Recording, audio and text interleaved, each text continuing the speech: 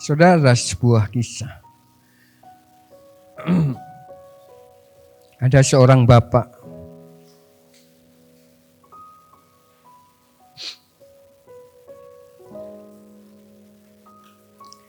yang bertanya kepada anaknya yang sudah menginjak remaja. Dia bertanya kepada ayahnya, "Nak, siapakah ayah ini menurut orang-orang yang ada di sekitarnya?" Dia berpikir sejenak.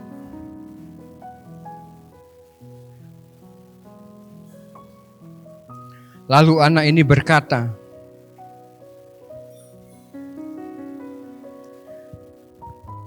"Bapak," katanya, "Bapak ini adalah seorang pegawai negeri." Kata orang, bapak ini adalah seorang pegawai negeri.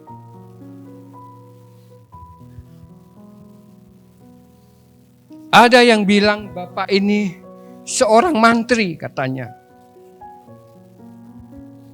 Tetapi ada juga yang bilang bahwa bapak ini seorang dokter.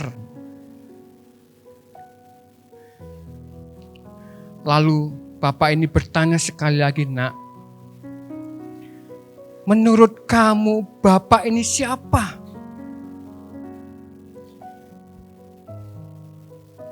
Lalu dengan senyum, dengan manjanya, dia berkata, "Bapak ini adalah ayahku yang aku cintai."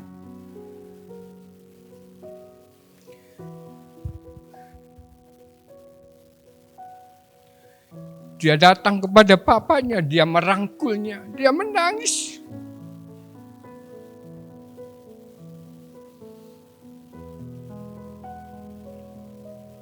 Saudara, kadangkala ada banyak orang-orang yang tidak mengenal Bapa di surga.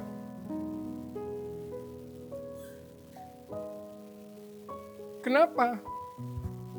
Karena mereka tidak dekat.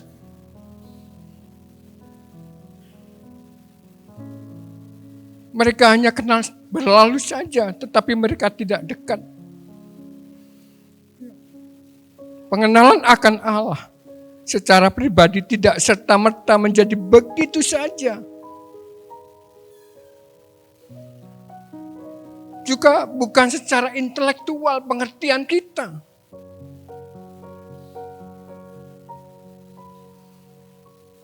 Tetapi pengenalan Allah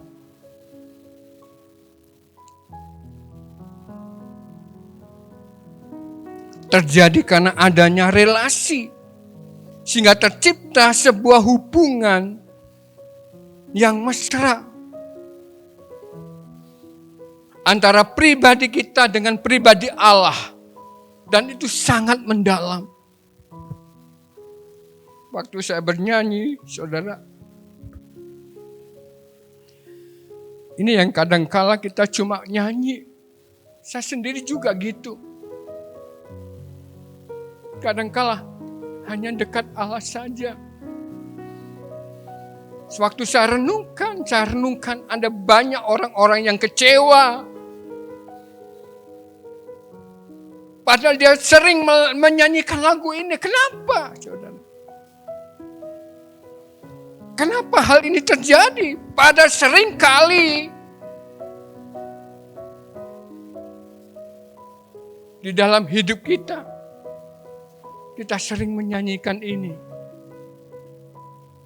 Saya merenung, saudara. Saya akui kadangkala saya juga kecewa. Padahal lagu ini sering dinyanyikan. Kita akan melihat, saudara, pengenalan akan Allah dan sikap hati kita. Kita baca di dalam Matius 16 ayat 13. Setelah Yesus tiba di daerah Kaisarea Filipi, ia bertanya kepada murid-muridnya, kata orang, "Siapakah anak manusia itu?" Jawab mereka, Ada yang mengatakan Yohanes Pembaptis. Ada juga yang mengatakan Elia. Ada pula yang mengatakan Yeremia atau salah seorang dari para nabi. Lalu Yesus bertanya kepada mereka, tetapi apa katamu? Siapakah aku ini? Maka jawab Simon Petrus, engkau adalah Mesias, anak Allah yang hidup.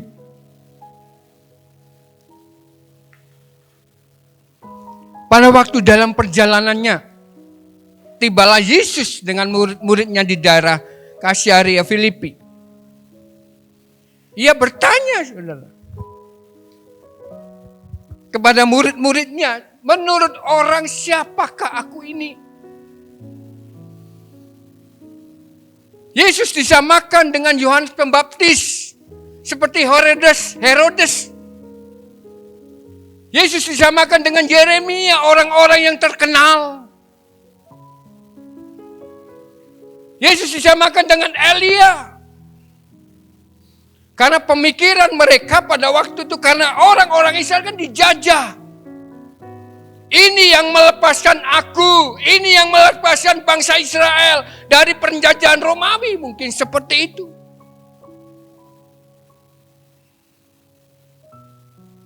Itu tanggapan mereka, saudara. Bervariasi.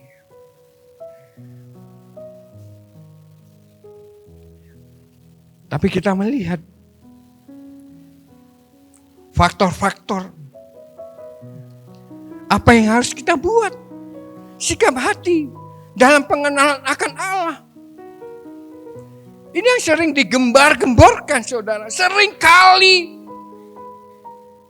disampaikan bagaimana caranya kita mengenal Allah dan bagaimana sikap hati kita kepada Tuhan.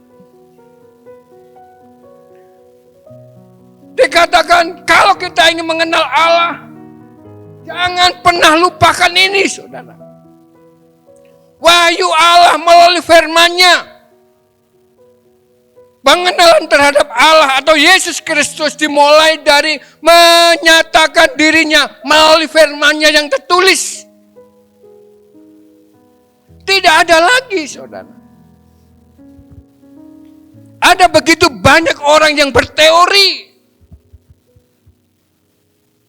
Tetapi banyak orang yang mengerti, tapi tidak mau melakukan. Untuk mengenal Tuhan secara pribadi dan sikap kita bagaimana. Kita harus membaca firman. Kan dia sudah menyatakan dirinya di dalam firman-Nya. Pada mulanya di dalam Kejadian. Dan itu diulangi di dalam Yohanes 1 juga. Pada mulanya.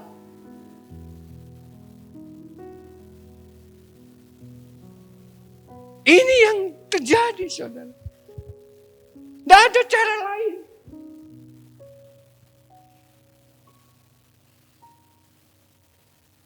Jadi firman Allah ini bersaksi tentang dirinya sendiri.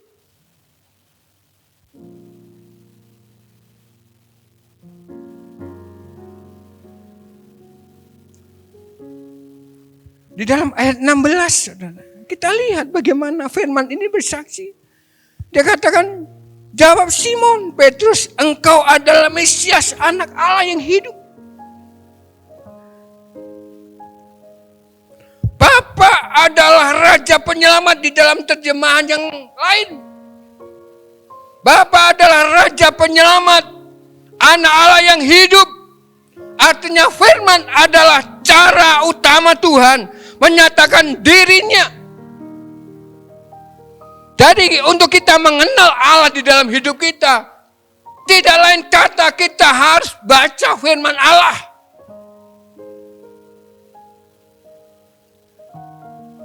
Ini memang sebuah teori, saudara, kalau kita cuma ngomong. Ini di depan mata dan tiap hari ada di rumah kita. Bahkan mungkin di bantal kita, samping kita. Tapi ada banyak orang yang cuma berteori saja. Mengapa, saudara?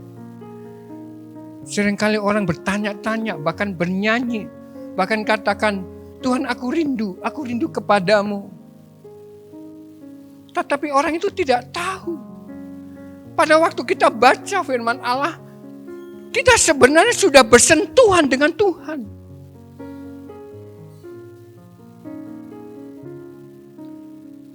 Karena dia sudah menyatakan dirinya melalui firman-Nya. Kita tidak akan pernah, saudara. Bim salah bim mungkin berkata demikian. Jreng, lalu kita kenal Tuhan. Enggak, saudara. Ada prosesnya. Dan proses itulah yang seringkali sudah didengung-dengungkan untuk kita membaca firman Allah.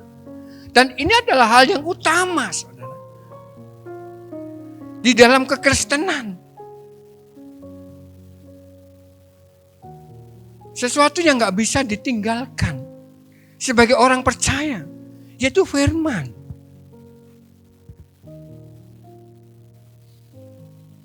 Jadi pengenalan sejati dimulai dengan memahami hatinya Tuhan melalui firman-Nya. Untuk kita memahami hatinya Tuhan, ya melalui kebenaran firman-Nya. Apa yang Ia inginkan di dalam hidup kita. Di dalam Yohanes pasal yang ke-20 ayat yang ke-31 dikatakan, tetapi semua ini ditulis supaya kalian percaya bahwa Yesus adalah Raja Penyelamat. Yang pertama, Anak Allah. Dan karena percaya kepadanya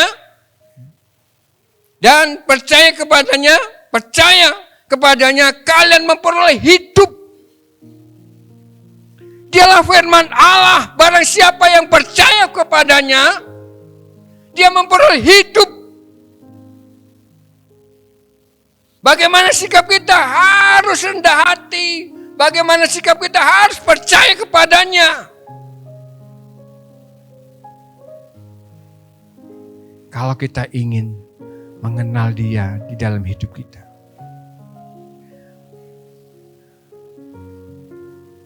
Saudara, kemarin ya, waktu doa KDB, saya berdoa dan Tuhan ingatkan bahwa gini, hari-hari ini yang suci semakin suci, yang kudus semakin kudus, yang cemar akan semakin cemar.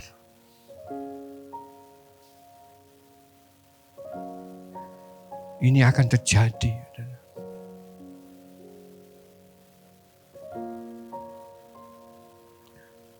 Untuk menghindari itu semua, firman Allah yang harus kita baca.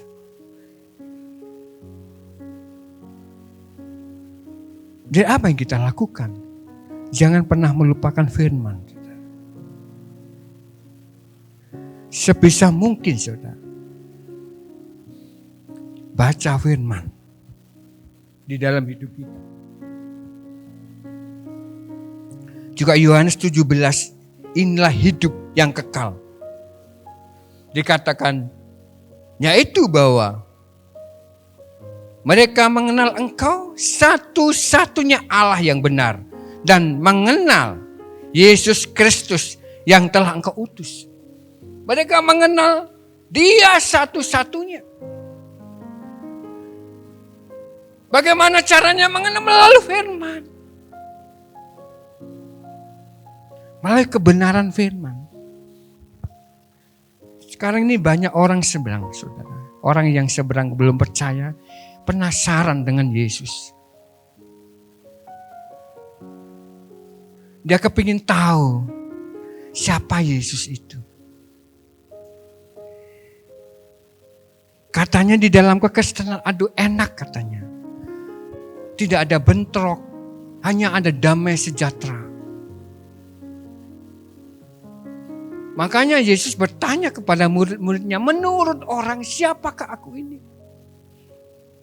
Sebenarnya dia bertanya kepada murid-muridnya, apa yang kau sampaikan kepada mereka?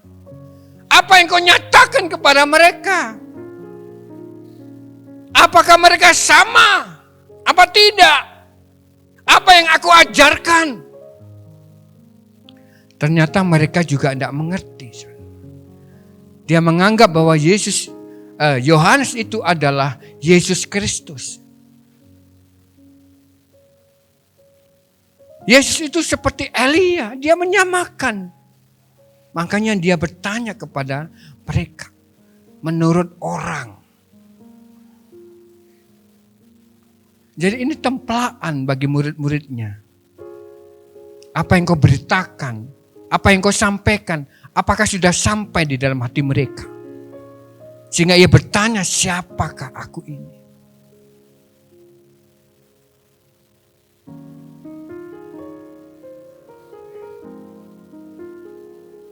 Yang kedua, bangunlah sebuah relasi.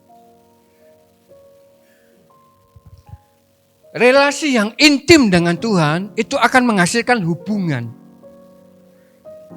Hubungan yang intim dengan Tuhan, yang dekat dengan Tuhan. Kalau sedar hubungan, saudara. Saya berhubungan dengan Doni. Tapi saya tidak memiliki keintiman. Relasi yang dekat dengan dia. Sekalipun mungkin sama-sama guru. Sama-sama anak Tuhan. Tetapi saya nggak dekat. Saya kenal dia. Saya bangun hubungan dengan dia. Tapi relasi keintiman itu tidak saya dapatkan. Dan itu harus dibangun setiap hari. Bukan kalau nganggur, bukan. Relasi itu harus dibangun setiap hari. Hubungan itu harus dibangun setiap hari. Bukan kalau gak ada waktu mungkin. Kalau ada waktu saja aku bangun hubungan dengan Tuhan. Gak bisa, saudara. Makanya awal tadi saya katakan saya merenung. Hanya dekat Allah saja. Benar enggak, saudara? Dalam hati saya bertanya seperti itu.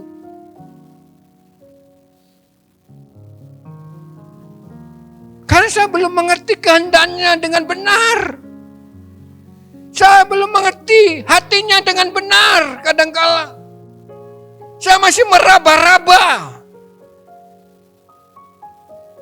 Dan itu dibutuhkan relasi yang intim dengan Tuhan. Hubungan yang intim, relasi dengan Allah setiap hari dan setiap saat. Itu yang harus dibangun, saudara. Dan ini adalah hal yang umum, yang sering kali terjadi.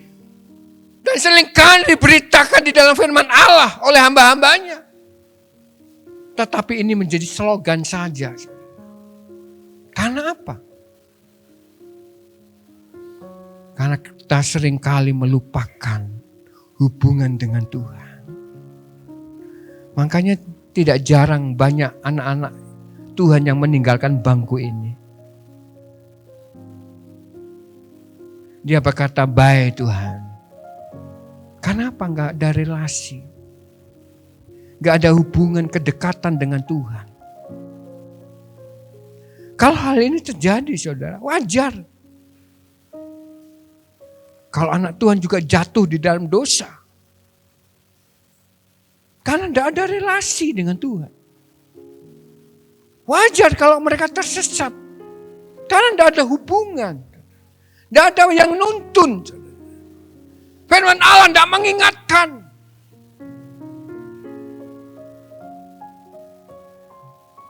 Sehingga tidak terjadi keharmonisan.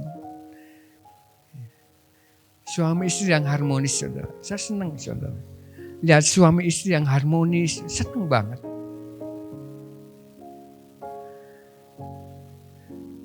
Suatu kali saya di kelas 1, saya ngajar di kelas 1. Dia bilang, Mister, boleh enggak kita gambar? Saya bilang, boleh. Tapi jangan rame ya. Mereka rukun. Harus saling berbagi. Kalau masih dipakai, jangan dipaksa untuk mengambilnya. Saya bilang seperti itu. Kalau tidak, selesai menggambarnya dan mewarnai. Mereka melakukan dengan setia. Dia gambar, dia saling berbagi. Biasanya saudara nggak bisa. Pasti teriak-teriak saudara. Saya bilang inilah kerukunan yang dikehendaki Allah. Kan dari situlah berkat Tuhan dinyatakan. Damai bagi mereka. Akhirnya mereka damai, tidak tukaran, saudara, tidak bertengkar. Karena ada kesatuan di tengah-tengahnya. Pada waktu kita intim dengan Tuhan, pada waktu relasi kita nggak terputus dengan Tuhan, ada sebuah aliran damai sejahtera yang dicurahkan Tuhan mengalir dalam hidup kita.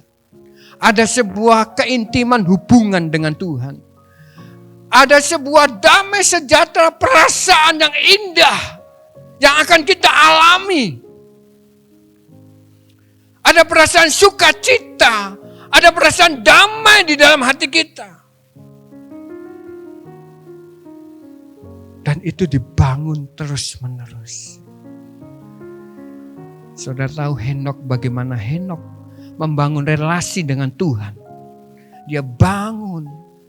Mungkin dia bayar harga, saudara. Dia menyangkal dirinya. Dia bayar harga. Tapi ada sesuatu yang indah yang ia alami. Henokh membangun relasi. Membangun relasi yang intim dengan Tuhan.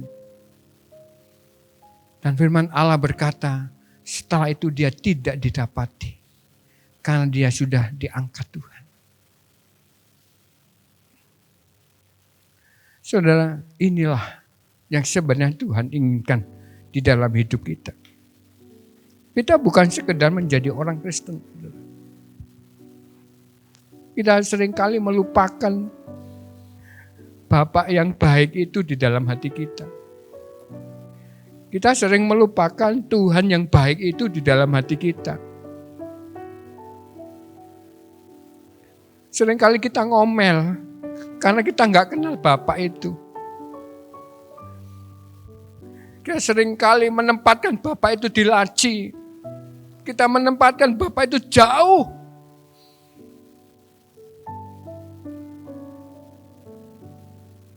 Tapi hari ini, saudara, tempatkan dia. Karena dia Bapak yang baik dalam hati kita.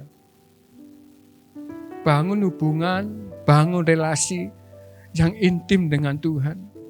Jangan kalau ada waktu, saudara.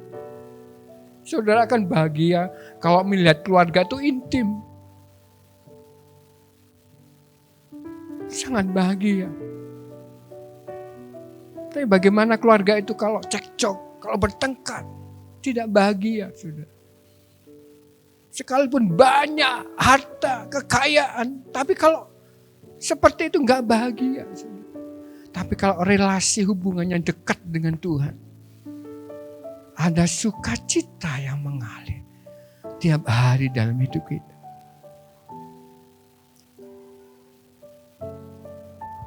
Di dalam Yohanes pasal 15 ayat 4. Tinggallah di dalam aku dan aku di dalam kamu. Sama seperti ranting itu tidak berbuah kalau tidak menempel pada pokok anggur. Ini yang dikehendaki Allah. Tinggallah. Berdiam dirilah. Apa enggak kerja? Oh, kerja, saudara. Sambil kerja kita bisa menempel. Sambil beraktivitas kita bisa hubungan dengan Tuhan. Pada waktu saudara istirahat bisa hubungan dengan Tuhan. Dengan kata lain, dia selalu ada dan selalu rindu.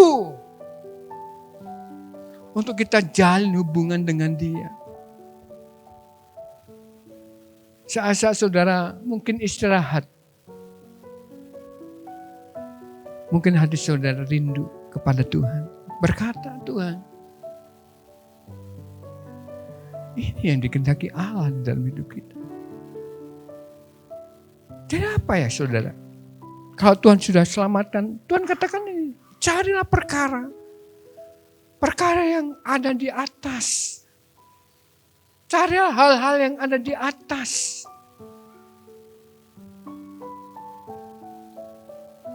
Adalah pekalah dengan Tuhan. Pekalah dengan kemauan Allah. Sehingga kita tidak terlampau mungkin saudara. Orang bilang ngoyo. Tetapi kita sudah kenal Bapak kita itu pasti memberkati kita. Amin. Dia selalu ada di dalam hati kita.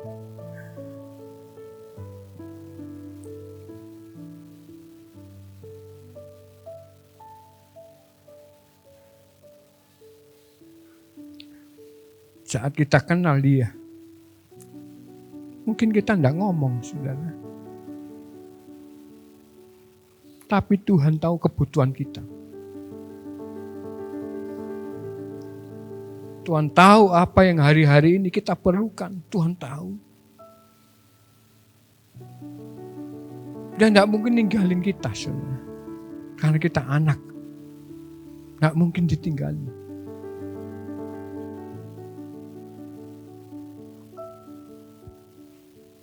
Jadi membangun persekutuan yang konsisten, yang terus menerus dengan Yesus. Dan keintiman dengannya ini menjadi gaya hidup sehari-hari. Jadikan keintiman ini sebuah gaya hidup bagi kita. Apakah harus diam?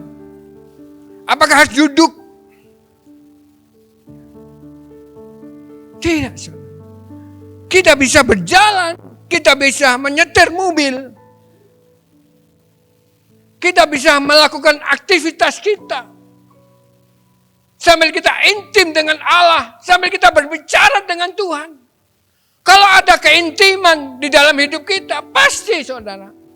Namanya relasi, pasti ngomong-ngomong. Dua arah saudara. Bukan satu arah, dua arah. Dan itu yang seringkali tidak terjadi. Mengapa? Karena waktu itu, waktu yang tergesa-gesa untuk Tuhan kita datang padanya. Coba kita renungkan. Kadang kala kita tergesa-gesa datang kepada Tuhan. Tuhan belum ngomong, wis lari kita. Tuhan bilang, mungkin gitu. Aku belum ngomong ya.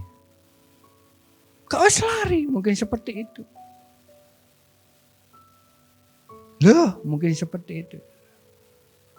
Tapi pada waktu kita menyediakan hati kita, ada sebuah komunikasi dua arah. Kita bisa mendengarkan Tuhan melalui firman-Nya juga atau secara langsung.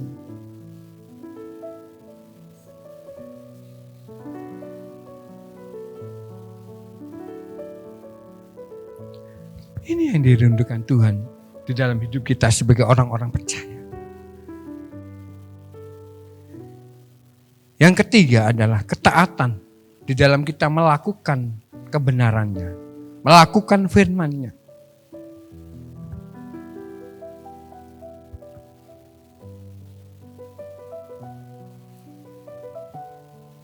Yesus ingin, saudara, di dalam hati kita senantiasa melakukan kebenarannya, melakukan firman-Nya.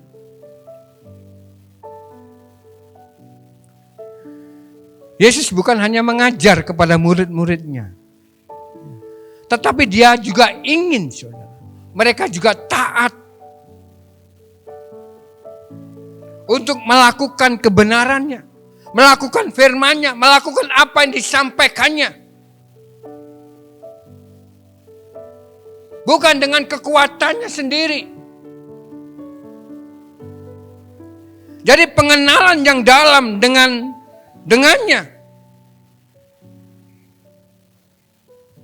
tumbuh ketika seseorang tidak sekedar pengenalan akan Allah akan tumbuh ketika seseorang tidak sekedar berteori saja. Pengenalan ini akan bertumbuh, bukan hanya sekedar berteori saja. Tetapi ada sebuah tindakan. Firman itu harus ditaati, firman itu harus kita lakukan.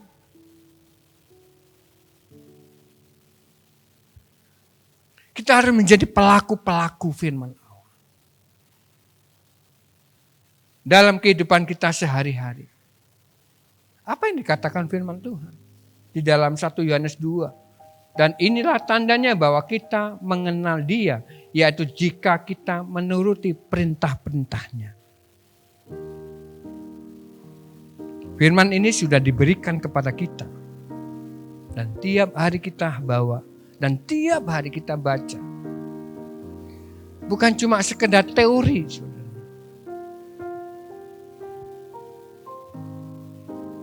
Ada banyak orang yang otaknya penuh dengan firman. Seperti ahli-ahli Taurat, orang-orang Farisi. Itu penuh dengan firman. Tetapi dia cuma sekedar teori. Dia tidak melakukan apa yang dikatakan firman. Tetapi Yesus ingin supaya murid-muridnya itu mendengar dan melakukan apa yang diajarkan oleh Tuhan di dalam hidup mereka. Pada waktu mereka pergi menyampaikan Injil, Tuhan mau supaya mereka berjalan bersama dengan Tuhan. Dia tidak mengandalkan apa yang mereka mampu, tetapi mengandalkan Tuhan. Mereka menyampaikan firman dan melakukan di dalam hidupnya. Itu yang dikehendaki Tuhan di dalam hidup kita. Pengenalan yang benar akan Dia menghasilkan hubungan yang intim dengannya dan menghasilkan gaya hidup yang sesuai dengan kehendaknya. Saat kita intim, saya percaya, saudara, kita akan memahami hatinya. Waktu saya berapa tahun yang lalu ya, saya lihat anak Tuhan ini, walaupun pernikahannya sudah lama, sudah kakek nenek, opa oma sudah dipanggil gitu. Tapi tiap hari bertengkar.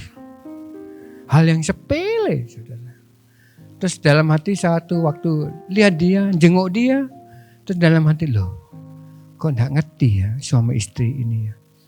Apa yang istrinya inginkan, apa yang suaminya inginkan. Tidak memahami. Kesimpulan ternyata saudara, kadangkala kebersamaan itu tidak menjamin untuk suami istri itu memahami satu dengan yang lain.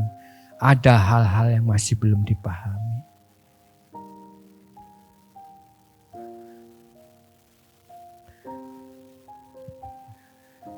Jadi kita lihat, ini yang dialami oleh murid-murid Tuhan.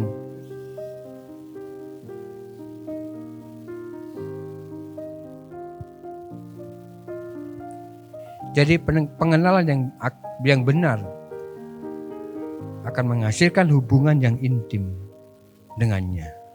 Dan itu harus menjadi gaya hidup di dalam hidup kita. Sekarang dampaknya, saudara.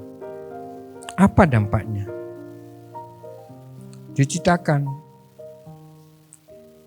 di dalam ayat yang ke-17, kata Yesus kepadanya, mulai ayat 16, maka jawab Simon Petrus, engkau adalah Mesias, anak Allah yang hidup. Kata Yesus kepadanya, berbahagialah engkau Simon bin Yunus, sebab bukan manusia yang menyatakan itu kepadamu, melainkan Bapakku yang di surga.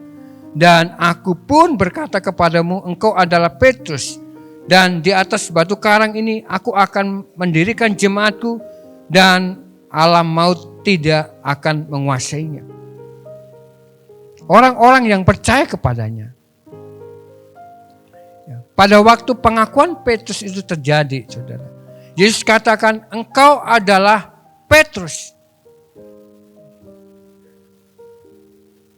Di atas batu karang inilah akan kudirikan jemaatku. Artinya apa, saudara? Setiap orang-orang yang percaya kepadanya, yang sungguh-sungguh percaya kepadanya, kita adalah batu-batu yang hidup, yang akan dipergunakan untuk pembangunan jemaat Allah. Kita adalah batu-batu yang hidup. Jemaat itu terjadi di mana-mana, saudara.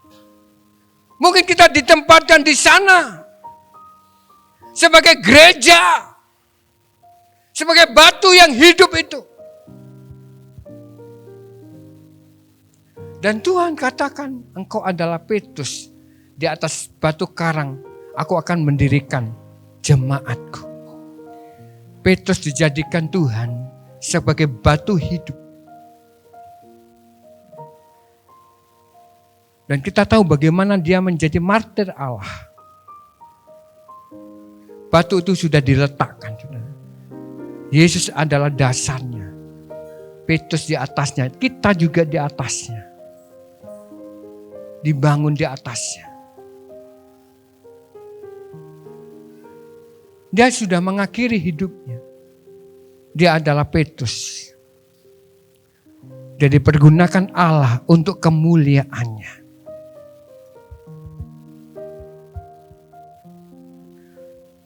Jadi apa yang dilakukannya? Dampaknya apa? Dijadikan batu yang hidup bagi pembangunan gereja Tuhan.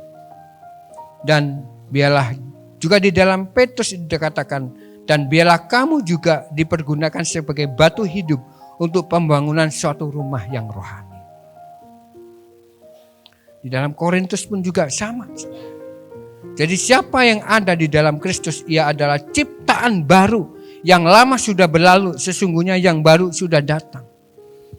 Pada waktu kita percaya kepada Tuhan, kita sudah beralih kepada hidup yang kekal. Yang lama sudah berlalu, jangan ditengok-tengok. Jangan diambil lagi. Makanya firman Allah katakan, carilah perkara yang atas. Kejar itu. Karena engkau sudah menjadi ciptaan yang baru. Bukan sama seperti dulu. Kita adalah ciptaan baru. Tuhan memberikan wewenang, memberikan kuasa bagi kita. Untuk kita mampu melakukannya. Menjadi batu-batu yang hidup buat pembangunan tubuh Tuhan. Jadi hidup yang menjadi berkat bagi semua orang. Kita diberi wewenang untuk apa? Menyatakan keselamatan bagi semua orang. Itu wewenang yang diberikan Tuhan kepada kita. Saudara, pagi ini apa yang Tuhan ditaruh di dalam hati kita? Adalah wewenang untuk kita menyatakan Kristus adalah Tuhan. Itu artinya mau tidak mau ini adalah tugas kita. Menyatakan Yesus kepada semua orang. Nah, yang menjadi pertanyaannya, saudara. Penutup.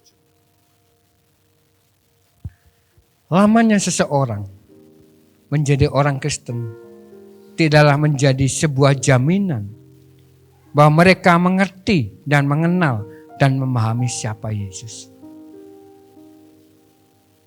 Kenapa? Ada banyak orang Kristen yang masih kanak-kanak. Karena tidak memahami, tidak mengerti siapa Yesus itu. Dia hanya mungkin percaya Yesus sebagai orang yang memberkati. Dia percaya bahwa Yesus itu orang yang menyembuhkan. Dia percaya bahwa Yesus adalah Tuhan yang memberikan semuanya. Tetapi dia tidak tahu siapa Yesus sebenarnya. Hubungan tanpa relasi, tanpa relasi, tanpa hubungan, tanpa relasi yang intim dan benar, maka tidak akan terjadi suatu pengenalan yang benar akan Allah. Tanpa hubungan, tanpa relasi yang benar, tidak akan ada hubungan yang benar dengan Allah. Jadi kalau kita mengenal Allah dengan salah, mengenal Yesus dengan salah, maka kita juga akan salah memandang Dia. Tapi pada waktu kita kenal Dia, kenal kehendaknya, kenal Dia secara pribadi, kita juga akan kenal siapa Yesus dalam hidup kita. Tuhan katakan, siapa aku menurut kamu? Pagi ini, Tuhan katakan, siapa Yesus bagi saudara? Apakah Dia cuma tukang penyembuh?